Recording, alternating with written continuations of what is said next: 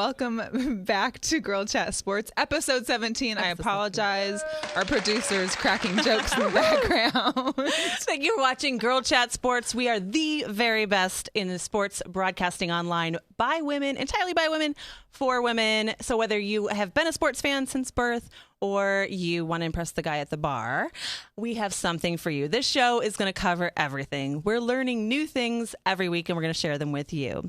So this week, we have a very special guest, and we'll get to her in a second, but I'm one of your hosts, Jamie Collier, huge Michigan aficionado. Hey. And I'm Melissa Ferris, big Seahawks fan, Husky alumni, everything pretty much Seattle, and the Bulls. And the Bulls. And the Bulls. So. And we have Danni Ackerman. Yes. She is the host of Niche to Profit here on the Vegas Video Network. Woo! But what you probably didn't know, amongst all her amazing talents, because she has so many, she used to breed. Well, not personally breed. She oversaw the breeding process. That would It's a long night. And she also... We're already going south. I tell you, you could probably introduce yourself way better than I'm going to introduce you right at this point. So, I raised and trained thoroughbred race horses. Oh, that's where I got the bread part from. Thank you very much. I was also a handicapper. I was the only female handicapper for a company called Brisnet that those who are in the industry know well. Yeah, so... Exciting. So she's going to tell us all about the Kentucky Derby, which is this weekend, if you have been hiding under a rock. But first, we're going to briefly talk about... Melissa's going to embarrass me a little, I feel like. But we're going to too much. No, come on. Well, we'll rewind a little bit, because over the last weekend that was NFL draft, it was like my first time spending 3 days in front of the TV watching the draft. Like every day. It was pretty exciting. I can't, I was good. Well, what was even better was to see some of the guys that we saw in Senior Bowl actually get drafted. Take me back. Taking you back to Alabama. So we went to Senior Bowl in January, in case you missed that episode of our recap where I blushed more than I have in my entire life. But we met some amazing young athletes there, and we'll have some of the interviews that we did right quick with them on Girl Chat Sports /draft. So you can check that out.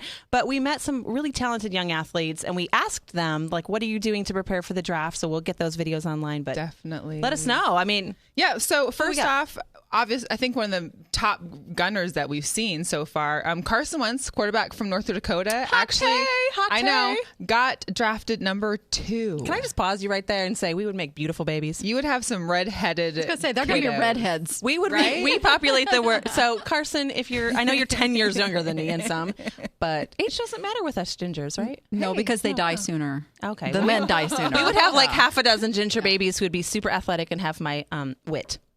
There you go. Yeah. The next one was Reggie Ragland, linebacker from Alabama. As you can see, I love selfies, so of course I was taking I like this photo bomber in the back who's like, what are you doing? He's like, what are you doing? That's my friend. Just to give you a little clarity, Melissa went around and willingly took photos with all of these awesome people they were doing fan autographs. Yeah. At the convention center in Mobile, Alabama, right before Senior Bowl. Fan Appreciation Day. Yeah, I was going to ask you if that was in the locker room, but I wouldn't be taking pictures. So he actually got drafted by Buffalo Bills. Previously, Carson, actually, since we cut him off, he was drafted by the Philadelphia Eagles. Number 2. Yeah. Eagles could finally have a quarterback. There's a couple picks Here the 49ers need a quarterback too. They'll always need a quarterback. And the Broncos need a quarterback. Everyone. So Reggie got drafted in the second round, 41st pick. The next one, who I actually met his parents, who were adorable, Nick Van Nett, tight end for Ohio State. He actually got drafted by none other than the Seattle Seahawks. You're welcome, Seattle. Nick. So there you go. You can get free tickets. Saying. Is that why her pictures are crooked?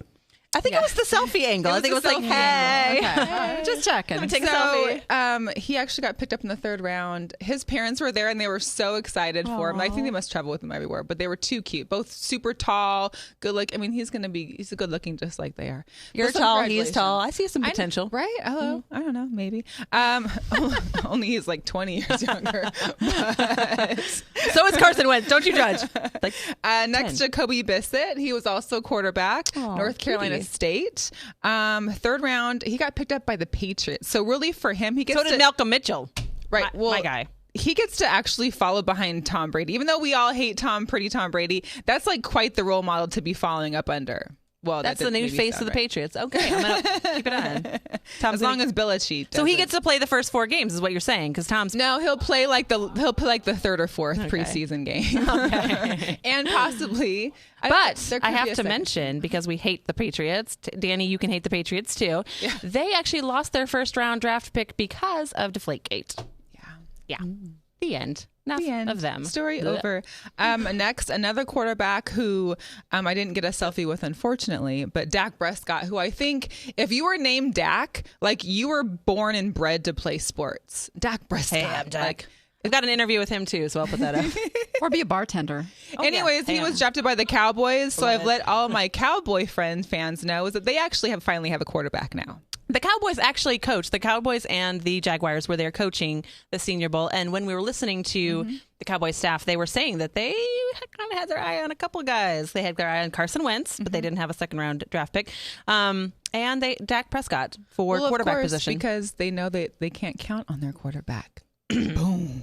Oh, cowboy hater. So the Cowgirls. Also next, Bronson Kafusi. He went to BYU. He actually got picked up by the Baltimore Ravens. So congratulations to him. And we his have like wives. this kind of like Asian Hawaiian kind of. I don't know. Make a cute couple. On. We could be like that could be my brother. Oh. Ooh, I thought you guys were just cute. Oh, no. Next, Jalen Mills from LSU. He was drafted by the Philadelphia Eagles.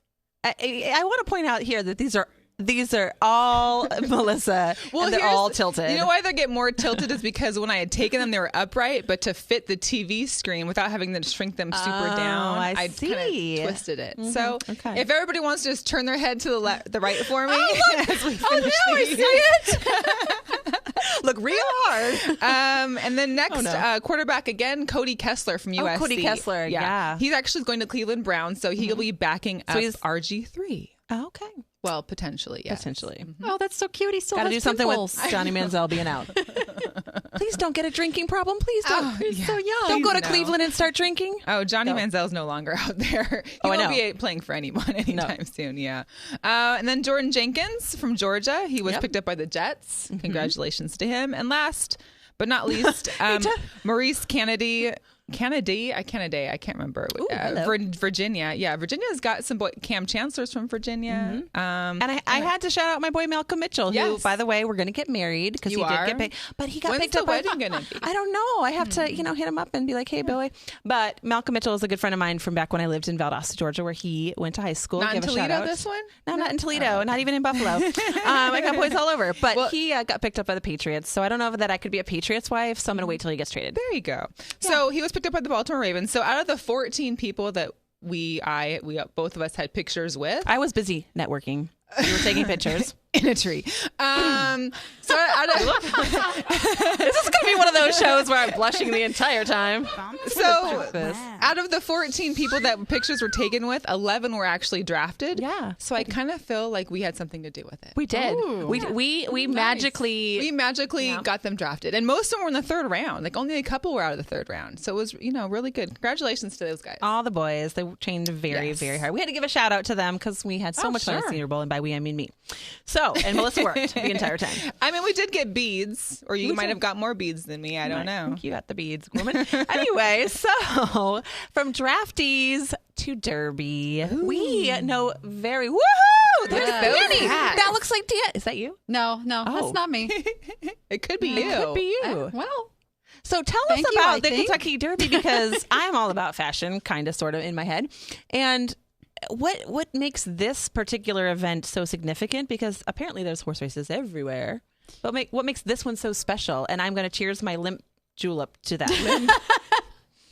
My limp julep. Jamie's limp julep. Hashtag limp julep. Limp julep. When you are breeding horses, thoroughbreds specifically, because there's different breeds of horses. So the big races are the thoroughbreds, and this is a multi-billion-dollar industry. It is all about the money, and it starts from... We can tell. Yeah, it starts from the time they're born. So these horses, they go through these big auctions, and they sell for millions of dollars. And people take risks on these horses, and the whole... It's like an investment. Big time. More like a gamble. ROI, thoroughbred, I don't know. Yeah. So, I mean, this is the race for 3-year-old colts. I guess they slip a couple geldings in there. A gelding would be a boy horse with no balls. Oh, because I know you guys are all about the balls. So there we go. Got it. We feel you gelding on your pain because we don't have them either. I call it they've had brain surgery. No, but really it's about the Derby is the race that when they start racing as 2-year-olds, that they're gearing up to become Derby contenders. What does the balls have to do with it, though? Maybe they get in the way. Well, like boobs? Sometimes, actually. If they got big ones. But here's the deal. It is a very sad day for a horse to win the Kentucky Derby and not have those, because winning one of the Triple Crown races, which the Kentucky Derby is the first of 3 races to win the Triple Crown. So they win the Derby or the Preakness or the Belmont. Now they're worth a lot of money when they retire and go to the girls. No baby horses. No babies. No extra moolah. So which is what American Pharoah won last year, was the Triple Crown. And now he's retired. He retired at the end of 2015. He's done. He's out. But what is he going to do? Go on to Black Beauty pastures and meet a ginger? Oh, he is. He's a very happy horse. He's living a life of horse luxury. He's got a horse mansion back there. He's got girly girls lined up. Trust me. But he can't. Never mind. So he has his balls. Oh yeah. Oh hey. Oh no, he's fine. He's fine. He is. So, I mean, some of the reasons you would geld a horse is when they're young. Sometimes they just can't focus. We all know men like this. Just humping all day. And they, Don't make me spit my limp julep out of you. They look good. They have talent, but they're too distracted. So that's why I call it brain surgery. Snip, snip. Snip, snip. So why 3? Why is that the 8? Why 3 years? Why not 1? Why not 5? Is it when they're 5 they're way too? It's like now you're too 60 old. And you can't. In horse years? Well, you don't want to wait until they're 5. I mean, think about it. The gestation time of a horse is almost a year. So now you breed. It takes a year to get a baby. Takes another year before you can even start training them. So really, then a lot of them start training before they even turn 2, which is really young. It's been really controversial. What's the age they have to stop, or like they're too old? Oh, there's no age. Yeah, okay. I thought you had to only be 3. No, but like, how fair is that? But they are athletes, so they break down. They get arthritis. They get all that stuff. So this is, I mean, there's stakes races, and then there's kind of like the lower stuff you don't hear on the news and talking about. I mean, races are happening every single day in multiple If you go to tracks. a sports book, you see a bunch of old men in cigars betting every day. Well, is the money in racing in the betting, or is the money in the? I mean, where's the money? I mean, is the money in the horses? I mean, where you're saying, oh, this is multi-billion-dollar. Where does? I mean, it's not in the hats. Well, it's in the breeding. They are expensive, but it is in the breed. I mean, and Secretariat in 1973 completely changed that. Yeah, I've been to his tomb in Kentucky. I've met Penny Chenery, his owner, which was really Look at the cool. muscle definition. Look at the butt on that guy. Yeah, that's my kind of ass right there. I'm telling you. And the horses now. Oh my goodness. No, but I mean, you really want to, in this industry, get a horse into, and not necessarily even the Triple Crown. There are stakes races, happening all the time. And there is a lot of money to be won. But there's a lot of money invested, right, as an owner or all of those things. So you... Oh, yeah. Tell me about...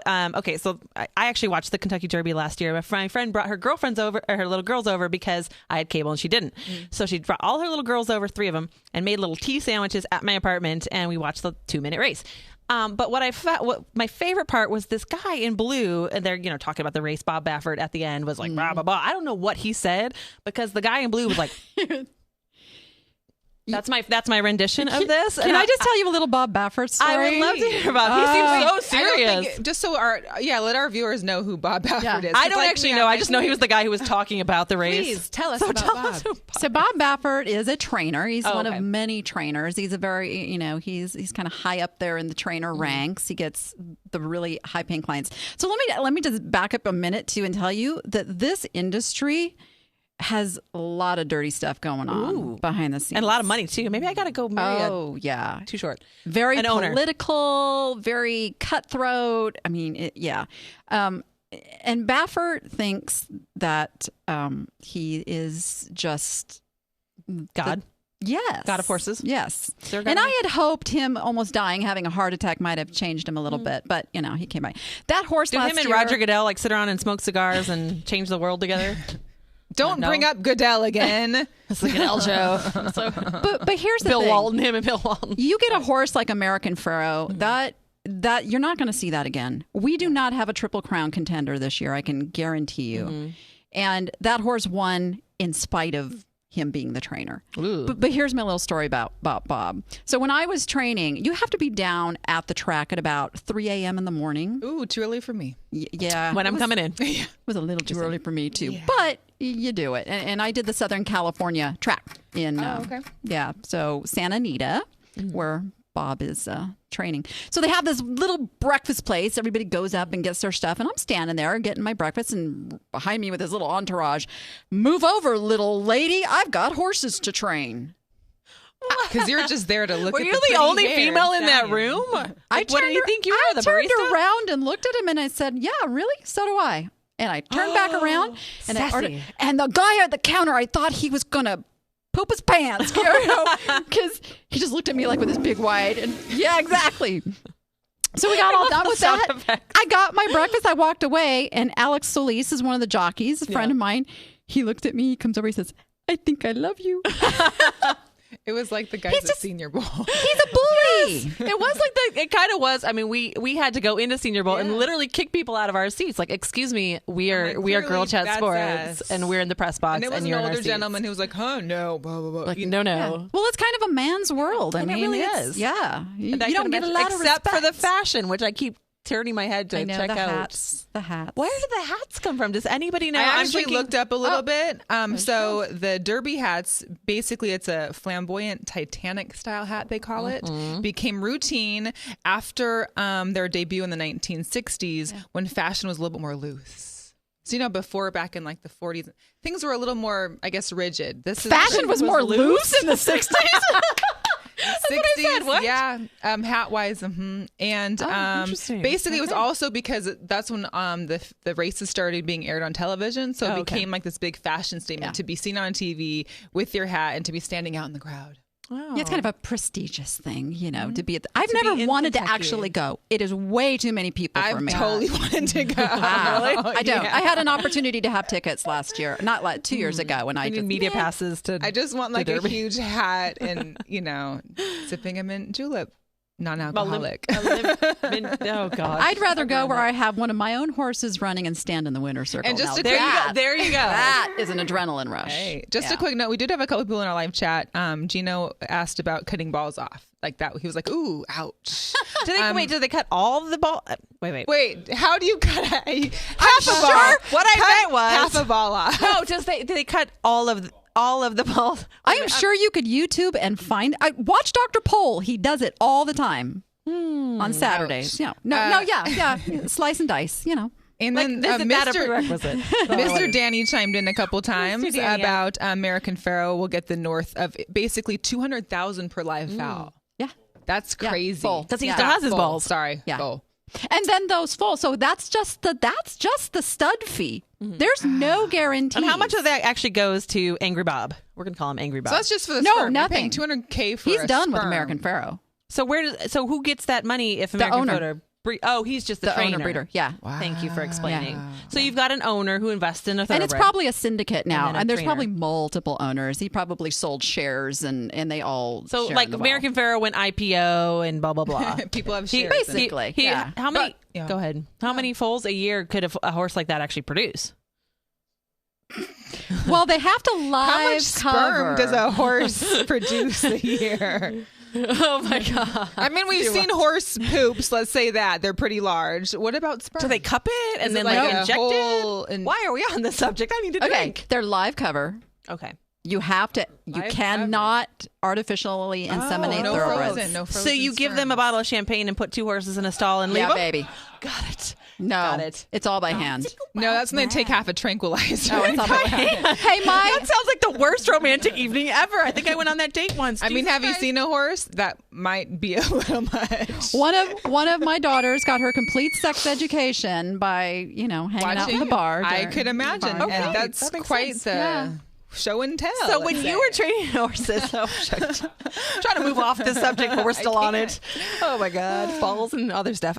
So when you were training horses, though, did you come across? Because I was looking at this year's races, and there's some crazy names. So Yeah. did you come across, or did you get to name any of them? Or I did got to you- name all mine. Did you get to what were some of the craziest names? Because I mean, you Google crazy Derby horse names, and there's some crazy stuff. Well, one of my favorite, and you can go on YouTube and find the video of this race call. There was a horse named Hoof Hearted, but That's my Tinder profile. say name. that fast. And of course, he was he was being announced, and I forget who the horse was running behind him, but it's hilarious. The horse running behind him. hoof-hearted.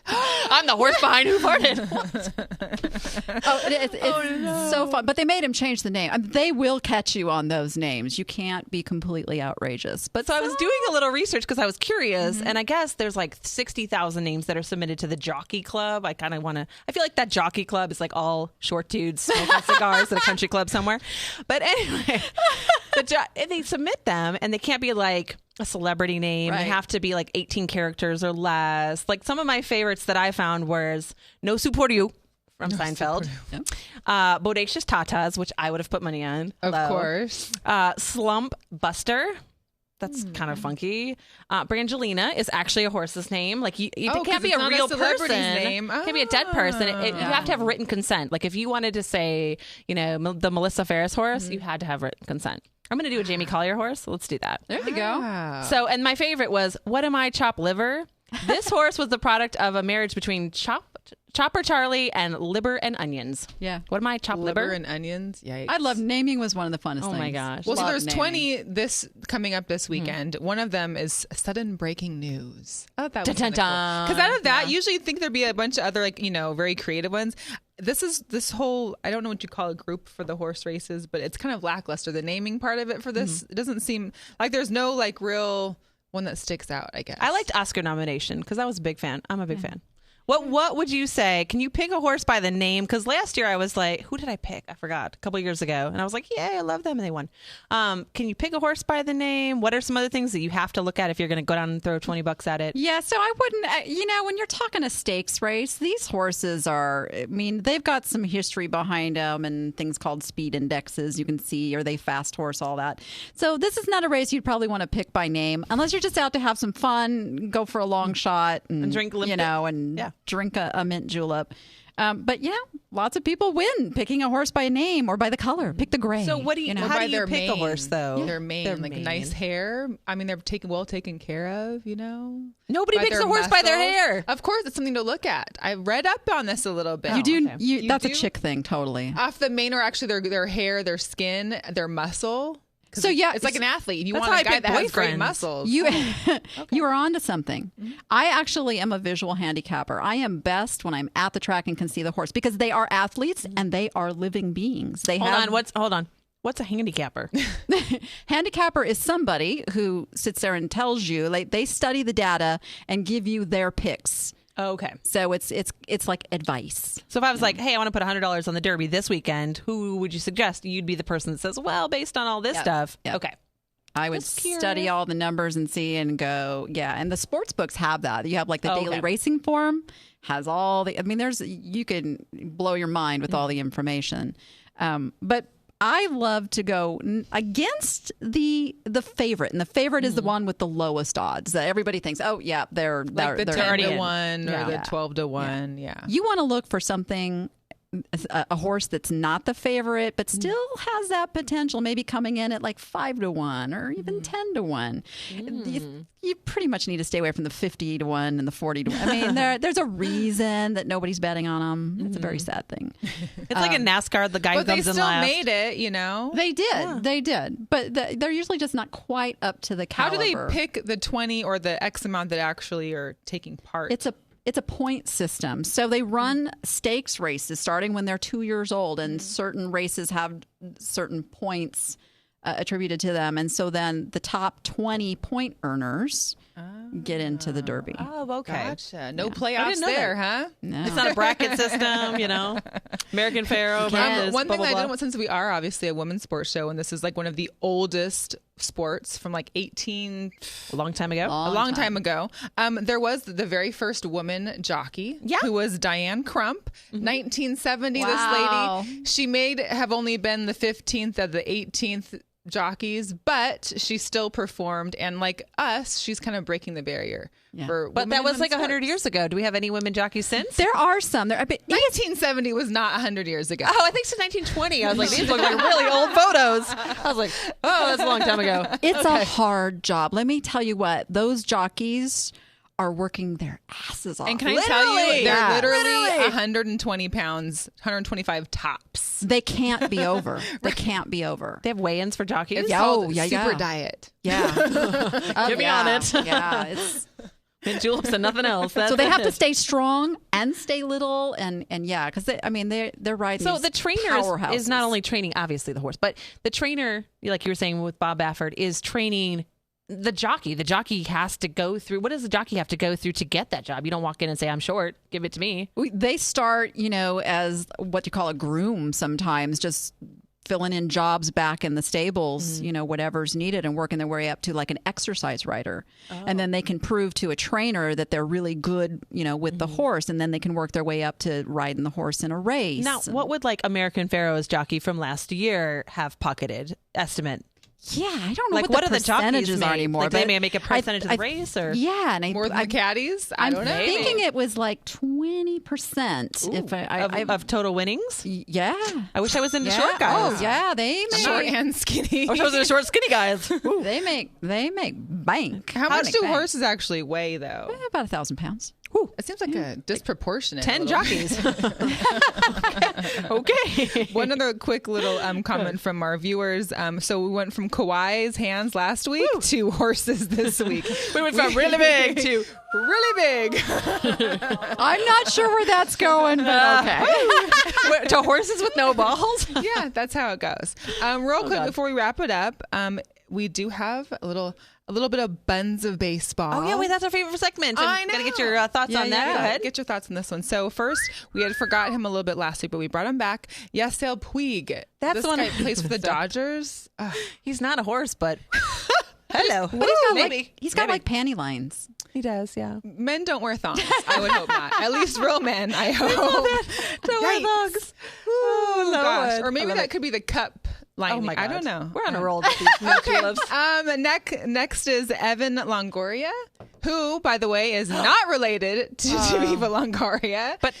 But he actually, when they won a championship back in I think 06 or 07. Eva Longoria's publicist sent him a package and was like, "Thanks for keeping the name, making the name great." So it was a package. I was like, "What? She has a hot brother," but no relation. I think I remember reading about that actually. Yeah, no relation. A little throwback buns is Geronimo Barrero. Which one is Geronimo? I didn't mean. Wait, which one? Wait a minute. Wait, it's going too fast. This one's got tighter pants. Mark McGuire. This one, I don't know what's going on there. Maybe you're going to talk about the bats of baseball. The balls of baseball? Woo, hello. And that's him too. Flash one more time. There we go. All this over here. I see Which it now. happened to be playing against the Mariners back in the Kingdom days. Okay. See that AstroTurf there? I see it now. You and your Mariners bringing it in. Oh my gosh, Danny. Buns, balls, no balls, ponies, draftees. What did we not cover? Jockey diet. Do you want to know my pick? I do. Yes. Exaggerator. That was a moment of silence. I know. Okay. Yeah. So that's the horse to watch. We're heading to the sportsbook after the show. Exaggerator. Where is he? He's and get a real mint julep. Hey, look, my limp mint julep was tasty and strong. All right, so give us like one more thing about you, where we can find you online, all of that fun stuff. Because this is such a pleasure. Come back and drink with us anytime. Yeah. Watch the Niche to Profit show right here on the Vegas Video Network tomorrow. You're so talented. You're so talented. Thursday at 3 o'clock. And I'll tell you what to do with that win ticket. Okay. And where? Other than cash it. I love it. I'm going to put $20 on Exaggerator this weekend. Okay. No exaggeration. And you're watching Girl Chat Sports. Take us away. We don't have balls. like the horses, but we know how to cover them. I love it. Oh my God, you're killing me.